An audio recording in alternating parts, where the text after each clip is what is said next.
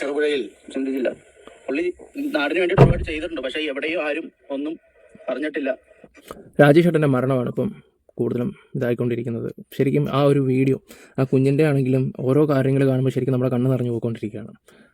അതും 63 വയസ്സുകാരനെ രക്ഷപ്പെടുത്താൻ വേണ്ടി ആ ജാക്കറ്റും കാര്യങ്ങളെല്ലാം പുള്ളി ഊരി കൊടുക്കുകയൊക്കെ ചെയ്താൽ പുള്ളിയുടെ ഒരു സംസാരം ഉണ്ടായിരുന്നു, എന്നെ എന്തിനാണ് രക്ഷപ്പെടുത്തണം ഈ പ്രായത്തില, ഞാൻ പോയാലും കുഴപ്പമില്ലായിരുന്നു, ആ കുഞ്ഞു പോയതില്ലെന്ന് ഓർക്കുമ്പോഴാണ്. അപ്പം കൂട്ടുകാരൻ പറഞ്ഞ് ഞങ്ങളുടെ മുമ്പേ വെച്ച ആൾ പോയത്, പക്ഷേ പുള്ളി തിരിച്ചു വരും, ഇതിനേക്കാളും വലിയ വലിയ കാര്യങ്ങളൊക്കെ പുള്ളി നിസ്സാരമായിട്ട് ചെയ്തുകൊണ്ടുള്ള ഒരു വ്യക്തിയാണ്, പുള്ളി തിരിച്ചു വരുമെന്നുള്ള ഒരു ഇതായിരുന്നു. പക്ഷേ എവിടെയോ എന്തോ കുടുങ്ങിയതായിരിക്കാം. ഓക്കെ, പിന്നെ അതുപോലെ തന്നെ കൂട്ടുകാർ പറയുന്ന കുറച്ച് കാര്യങ്ങളുണ്ട്. അതിനു മുമ്പ് ഞാൻ ഒരു ന്യൂസ് നിങ്ങളെ കേൾപ്പിക്കാം. പിന്നെ അതുപോലെ തന്നെ അദ്ദേഹത്തിൻ്റെ പൂർത്തിയാക്കാത്ത വീടും കാര്യങ്ങളൊക്കെ പൂർത്തിയാക്കി കൊടുക്കുമെന്ന് വി ഡി സതീശൻ വാക്കും കൊടുത്തിട്ടുണ്ട്. ഞാൻ എന്തായാലും ഈ ഒരു ന്യൂസ് നിങ്ങൾ കാണുക. സ്വന്തം ജീവൻ നഷ്ടപ്പെടുത്തിയാണ് കണ്ണൂർ കൊലുവള്ളി സ്വദേശിക്ക് രാജേഷ് പുതുജീവൻ നൽകിയത്. രക്ഷാപ്രവർത്തനത്തിനിടെ ചെറുപുഴയുടെ ആഴങ്ങളിൽ മുങ്ങുമ്പോഴും അയാൾ പ്രതീക്ഷ കൈവിട്ടിരുന്നില്ല. രാജേഷ് ഇനിയും ചില മനുഷ്യരുടെ ഓർമ്മകളിൽ ജീവിക്കും.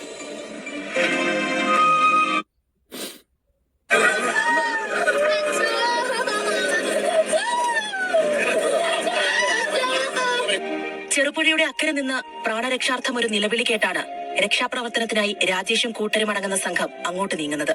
മരണഭയത്തിൽ പകച്ചുനിന്ന ആ മനുഷ്യനടുത്തേക്ക് കുത്തിയൊലിച്ചൊഴുകുന്ന പുഴയെ വകഞ്ഞുമാറ്റി രാജേഷ് നീന്തി. ധരിച്ചിരുന്ന ലൈഫ് ജാക്കറ്റ് ഊരിമാറ്റി അയാളെ ധരിപ്പിച്ച് ജീവിതത്തിലേക്ക് കൈപിടിച്ച് കയറ്റി. തിരികെ മടങ്ങാനൊരുങ്ങിയവനോട് വിധി തന്റെ ക്രൂരത കാട്ടി. കലിതുള്ളി അലച്ചുതല്ലി ഒഴുകിയ ചെറുപുഴ രാജേഷിനെ തന്റെ ആഴങ്ങളിലേക്ക് കവർന്നെടുത്തു.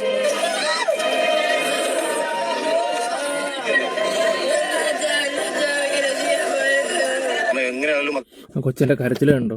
അദ്ദേഹം രക്ഷപ്പെടും എന്നുള്ള ഒരു പ്രതീക്ഷയിലായിരുന്നു. അദ്ദേഹത്തോട് അടുത്ത് സുഹൃത്തുക്കൾ പറഞ്ഞു, ഒന്നുകൊണ്ട് ആശങ്കപ്പെടേണ്ടതില്ല, അദ്ദേഹം ഈ മേഖലയിൽ നീന്തൽ പരിശീലന മേഖലയിൽ അതിവിദഗ്ധനാണ് എന്ന് പറഞ്ഞുകൊണ്ട് ഞങ്ങളെല്ലാം വളരെ പ്രതീക്ഷയോട് കൂടിയാണ് ഉണ്ടായിരുന്നത്. പക്ഷേ ദൗർഭാഗ്യവശാൽ നമ്മുടെ നാടിനെ മുഴുവൻ ദുഃഖത്തിലാഴ്ത്തിക്കൊണ്ട് അദ്ദേഹത്തിന്റെ മൃതദേഹമാണ് നമുക്ക് ലഭിച്ചിട്ടുണ്ടായിരുന്നത്.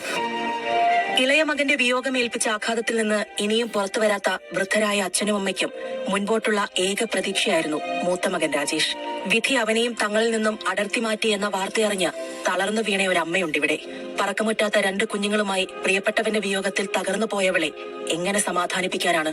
അപകടമാണെന്ന് പലരും പറഞ്ഞിട്ടും ദുരന്തമുഖത്ത് ഒരാൾക്ക് രക്ഷകനാകുന്നത് തനിക്ക് നൽകുന്ന നിർവൃതി എത്രയെന്ന് ആർക്കും ഊഹിക്കാൻ കഴിയില്ലെന്ന് ആ മനുഷ്യൻ പറയുമായിരുന്നു.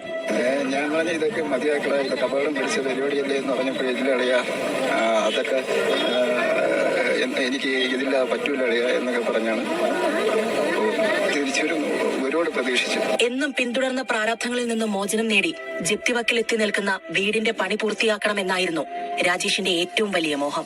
അമ്മയുടെ അച്ഛൻ്റെയൊക്കെ ചികിത്സാ ചെലവിന് വേണ്ടി കുറച്ച് ബാധ്യത ഉണ്ടായിരുന്നു. ആ ബാധ്യത തീർക്കാൻ ജപ്തിയുടെ ഒക്കെ ആയപ്പോഴത്തേക്കും ഒരു ബന്ധുവിന്റെ ആധാരം ജാമ്യം വെച്ചാണ് ഞാൻ വീട് ജപ്തി ഒഴിവാക്കിയത്. ആ മോഹം ബാക്കി നിർത്തി അയാൾ മടങ്ങുകയാണ്. ദുരന്തമുഖത്ത് രാജേഷിനെ കണ്ടുമുട്ടിയ ഒരാളും ആ മുഖം മറക്കില്ല. കേരളം അയാളെ കണ്ണീരോടെ ഓർക്കും. മാതൃഭൂമി ന്യൂസ്, തിരുവനന്തപുരം. കൊച്ചിൻ്റെ ഒരു വീഡിയോ കാണുമ്പോൾ തന്നെ എന്തോ പോലെ വന്നു. പിന്നെ അതുപോലെ തന്നെ 2 ദിവസം മുമ്പ് ഈ റിപ്പോർട്ടർമാരും ഈ മോനെ കാണാതായ സമയത്ത്, ഒഴുക്കിപ്പെട്ടു പോയി കാണാതായ സമയത്തും ഇവന്മാർ വന്നിട്ട് ഈ അച്ഛനോട് കുറച്ച് ചോദ്യങ്ങളൊക്കെ ചോദിക്കുന്നുണ്ടായിരുന്നു. അതും കൂടെ ഞാൻ വെച്ചിട്ട് ഞാൻ ഈ പറയുന്ന കൂട്ടുകാർ സംസാരിക്കുന്ന കുറച്ച് കാര്യങ്ങളുണ്ട്, അത് ഞാൻ ജസ്റ്റ് ഒന്ന് വെച്ച് തരാം. കൂട്ടുകാർ സംസാരിക്കുന്നത്. രാജേഷ് എങ്ങനെയായിരുന്നു ഈ പറയുന്ന രീതിയിൽ ഈ വലിയ ട്രെയിനർ ആയിരുന്നു മനസ്സിലാക്കുന്നു. 2 ദിവസം മുമ്പുള്ളതാണ് ഇത്. ഒരുപക്ഷെ എവിടെയെങ്കിലും ഇങ്ങനെ ഒരു രക്ഷപ്പെട്ട് നിൽക്കുന്നുണ്ടാവുന്ന ഒരു പ്രതീക്ഷ തന്നെയാണല്ലോ.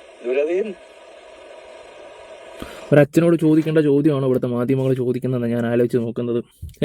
4 പറയണമെന്നുണ്ട്, പക്ഷേ ആ കൊച്ചൻ്റെ കരച്ചിൽ കേട്ടപ്പോൾ തൊട്ട് എനിക്കൊന്നും പറയാൻ പറ്റാത്തൊരവസ്ഥയാണ് ഇവനെയൊക്കെ. അതും നിങ്ങളൊന്ന് ആലോചിച്ച് നോക്കുക, ആ ഒഴുക്കിപ്പെട്ട് പോയി കാണാതായ വ്യക്തിയുടെ അച്ഛനോട് ചോദിക്കുന്ന ചോദ്യമാണ്. ഇതിപ്പോൾ ഒരുപാട് ആൾക്കാർ ഈ വീഡിയോയുടെ കമന്റ് ബോക്സിലും വന്നിട്ട് കുറേ തെറി പറയുന്നുണ്ട് ഇവന്മാരെ, ഈ റിപ്പോർട്ടർ. ഇപ്പോഴത്തെ നിങ്ങളുടെ ഒരു ഇതെങ്ങനെയാ അവിടെ പറയുന്നു? മുമ്പ് ഇങ്ങനെ എന്തെങ്കിലുമൊക്കെ ഇതുണ്ടായിട്ടുണ്ടോ? നിലവിലിങ്ങനെ 2018 ഈ പ്രളയ സമയത്തൊക്കെ ഈ രീതി പോയിട്ടുണ്ട്, പലരും സഹായിച്ചിട്ടുണ്ടെന്നൊക്കെ പറഞ്ഞു കേട്ടിട്ടുണ്ട്, അല്ലാതെ വീഡിയോയിലൊക്കെ കണ്ടിട്ടുണ്ട്. ഇവിടെ ഇപ്പൊ കുറെ കാലമായോ ഇവിടെ ഈ ചെറുപുഴയിൽ? ഞാൻ ഇന്നാണ് വന്നത്. അങ്ങനെയല്ല, രാജേഷ് ഇവിടെ വന്നിട്ട് 3 മാസമായി. കഴിഞ്ഞ ദിവസമൊക്കെ വീട്ടിലേക്കൊക്കെ എല്ലാ ദിവസവും വിളിക്കുകയൊക്കെ ചെയ്യുമായിരുന്നു. 3 ദിവസം കൊണ്ട് വിളിച്ചിട്ട് കിട്ടുന്നില്ല. അങ്ങനെയാണ് സംശയം വന്നത്. അപ്പോഴത് ആരും എന്താ പറഞ്ഞില്ല. ഇന്നലെ എല്ലാവരും 1 മണി 4 എല്ലാവരും പോന്നു. എന്താ പറഞ്ഞില്ല, ഞാൻ ഇന്നലെയാണ് വൈകുന്നേരം അറിഞ്ഞ. കുടുംബം എങ്ങനെയാ? ഭാര്യ 2 മക്കളും. അറിഞ്ഞില്ല, ഒന്നും പറഞ്ഞില്ല. കുരുക്കിൽ പെട്ടിരിപ്പുണ്ട്, രക്ഷപ്പെടും എന്ന് പറഞ്ഞ് സമാധാനപ്പെടുത്തി. ഭാര്യയോടും പറഞ്ഞില്ല. വീട്ടിലെല്ലാവരും പ്രതീക്ഷയോടെ ഇരിക്കുകയാണ്. ഇങ്ങനെയുള്ള സാഹചര്യമൊക്കെ അതിജീവിക്കാൻ വേണ്ടി രാജേഷിന് കഴിയുന്നുള്ള എന്തായാലും കൊള്ളാം. മാധ്യമധർമ്മം വന്നിരിക്കുന്ന കുറെ എണ്ണമുണ്ട്. നിങ്ങൾ ഒരുമിച്ചായിരുന്നു ആളുകളെ രക്ഷപ്പെടുത്താൻ പോയിരുന്നത്? ഒരുമിച്ചായിരുന്നു ഞങ്ങൾ. ഒരുമിച്ച് 38 വീട് കുടുംബങ്ങൾ എന്തായാലും അതിനകത്തുള്ള വെള്ളത്തിൽ ഒറ്റപ്പെട്ട് പോകും എന്നുള്ള രീതിയിലാണ്. അത്രയും വെള്ളം ഉണ്ടായിരുന്നു. ഇവിടെ അത്രയും വെള്ളം കിട്ടിക്കൊണ്ടിരിക്കുകയാണ്. നമ്മളെ പൊക്കത്തിൽ വെള്ളം വന്നിട്ടിരിക്കുന്നു. നാട്ടുകാരും എല്ലാ വീട്ടിലും പോയി തട്ടി ഉണർത്തി ഉറങ്ങി കിടന്നവരെ നമ്മൾ വിളിച്ച് എല്ലാവരെയും മാറ്റി. അപ്പോഴാണ് അക്കരെ നിന്ന് വിളിയേക്കുന്നത്. ഈ തുരുത്തിനകത്ത് ഒറ്റപ്പെട്ട് നിൽക്കുന്ന ഒരാളാണ്. അയാൾക്ക് സത്യം പറഞ്ഞ പുള്ളി അത്രയും വെള്ളമുണ്ട്. നാട്ടുകാർ പോലും ഇറങ്ങാൻ പറ്റാത്തൊരവസ്ഥ. എന്തും ഇറങ്ങാം എന്നുള്ള സ്വന്തമായിട്ട് തീരുമാനം ഉൾപ്പെടുത്തുന്ന അക്കരയ്ക്ക് നീന്തി പോയി അവർ ഒരുമിച്ച് ഇറങ്ങി കെട്ടി ഇക്കരയ്ക്ക് തിരിച്ചു വരുമ്പോൾ കയ്യെത്തും ദൂരത്ത് വെള്ളം ഇച്ചിരി കഠിനമായ വെള്ളം വന്നു. പിന്നെ വെള്ളം നമ്മളെക്കായി പിന്നെ വെള്ളം ഇരച്ചു വരും. കടലിലേക്കായി കൂടുതൽ ശക്തിയിലാണ് വെള്ളം, അത്രയും ഹൈറ്റ് വെള്ളം വന്നുകൊണ്ടിരിക്കുന്നത്. പിന്നെ നമ്മൾ കണ്ടിട്ടില്ല. പിന്നെ നമ്മൾ കാണുന്നത് എന്നാണ് പിന്നെ കാണുന്നത്. പിന്നെ ആള് നീന്തി കയറേണ്ട ആളാണ്. ആള് ഈ നിസ്സാരമായ ഈ വെള്ളത്തിലൊന്നും അങ്ങനെ പോകുന്ന ആളല്ല. നമ്മുടെ പരിശീലനമായിരുന്നു, നമ്മുടെ ചേട്ടനായിരുന്നു. നമ്മളെല്ലാം വളർത്തിക്കൊണ്ട് വന്നത് പുള്ളിയാണ്. പുള്ളി തന്നെ നമ്മളടുത്ത് പറയും സ്വന്തം സേഫ്റ്റി നോക്കിയിട്ടേ ആദ്യമേ ചാടാവൂ എന്ന് പറഞ്ഞു പഠിപ്പിച്ചിട്ട് പുള്ളി തന്നെ മറ്റൊരാൾക്ക് വേണ്ടിയിട്ട് ജീവൻ കൊടുക്കും. അല്ലെങ്കിൽ എല്ലാ ആൾക്കാരും അങ്ങനെയാണ്. എടാ എപ്പോഴും നമ്മുടെ സേഫ്റ്റിയാണെന്ന് എല്ലാവരും പറയും, ഉപദേശിക്കുകയും ചെയ്യും. പക്ഷെ ഒരു പ്രശ്നം കണ്ടു കഴിഞ്ഞാൽ ആ സേഫ്റ്റി ഒന്നും നോക്കത്തില്ല, എടുത്തങ്ങ് ചാടും. അങ്ങനെയാണ്. നമുക്ക് വേണ്ടപ്പെട്ടെന്ന് തോന്നിക്കഴിഞ്ഞാൽ എടുത്തിട്ടങ്ങ് ചാടും. ചില ആൾക്കാരോടൊക്കെ കമ്മിറ്റ്മെൻറ്റ് തോന്നിയാണെങ്കിലും രക്ഷപ്പെടുത്തണം, പെട്ടെന്ന് രക്ഷപ്പെടുത്തണം. ഞാനിതൊക്കെ കണ്ടതല്ലേ, അല്ലെങ്കിൽ ഞാനിതൊക്കെ ചെയ്തതല്ലേ എന്ന് ചില ആൾക്കാരെടുത്ത് ചാടുകയൊക്കെ ചെയ്യും. എന്താ പറയാ, തിരിച്ചു വരുന്ന പ്രതീക്ഷിച്ചത് അത്രയും ഉറപ്പായി സെർച്ചിങ്ങിന് ഇറങ്ങുമ്പോഴും തിരിച്ചു വരുമെന്ന് പ്രതീക്ഷിച്ചാണ് നമ്മൾ ഇറങ്ങുന്നത്. അപ്പൊ അവരുടെ കുടുംബം ഒക്കെ എന്താ? കുടുംബം ഒരു വൈഫുണ്ട്, 2 ചെറിയ ആൺമക്കളുണ്ട്. പുള്ളിക്ക് ഇതിൽ നിന്ന് എന്തെങ്കിലും ആവണം, ഇന്ത്യ മൊത്തത്തിൽ അറിയണം, എന്തെങ്കിലും ആവണം എന്ന് എപ്പോഴും നമ്മളടുത്ത് പറയുമായിരുന്നു. നമുക്ക് എന്തെങ്കിലുമൊക്കെ ആവണോടാ. പക്ഷേ ഇങ്ങനെ ആവുമെന്ന് നമ്മൾ ഒരിക്കലും ചിന്തിച്ചില്ല. പുള്ളി നാടിന് വേണ്ടിയിട്ട് ഒരുപാട് ചെയ്തിട്ടുണ്ട്. പക്ഷേ എവിടെയും ആരും ഒന്നും പറഞ്ഞിട്ടില്ല.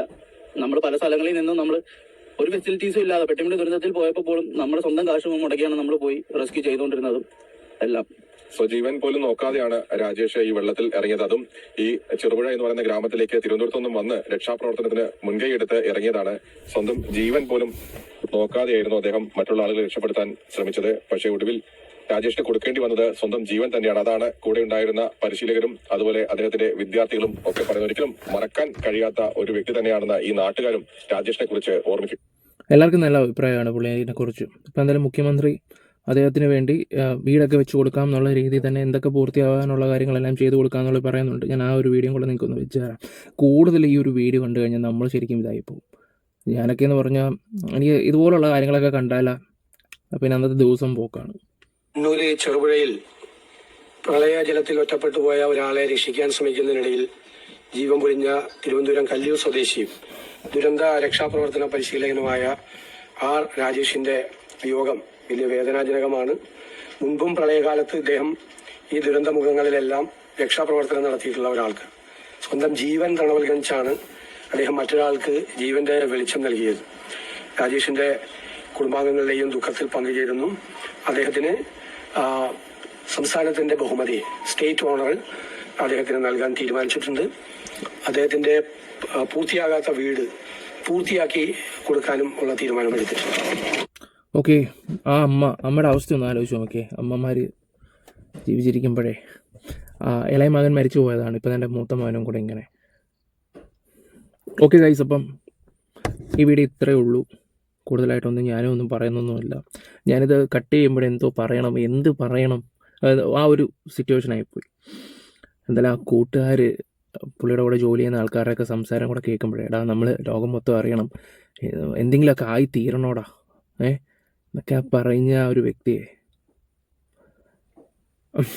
ബൈ.